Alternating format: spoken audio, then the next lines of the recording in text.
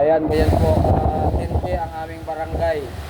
Sa aming barangay po, naghahanap po sila nung merong mga mayabak ko yan. So, shout out, Kap! Shout out, Kapitan!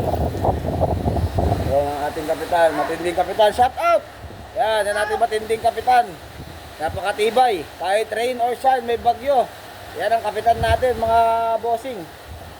Matibay talaga ang ating kapitan. Mga kagawad, yan o. Naghahanap sila ng mga mare-rescue. Yan. Mga evacuate natin, no? Nakita nyo naman. Grabe ang aming barangay. Ganyan po katibay ang kapitan ng Barangay 4, mga kaibigan. Sila sa Barangay 4, San Mateo Isabela. Naghahanap sila ng mga mare-rescue. So, yan lang ang ating update. So, God bless. Or be safe po. Be safe. So, yung solar panel natin, okay pa naman. Be safe po. Be safe. Bye-bye. Ingat-ingat po. Ingat-ingat kayo. Ingat-ingat mga ka-DIY. Sa Bagyong Uwan. November 9. So, tumama ito dito. Alas 8 ng gabi. So, hanggang alas 12 siya. Alauna, wala na, nasa labas na po ng ating bansa. So, yan mga ka-DIY.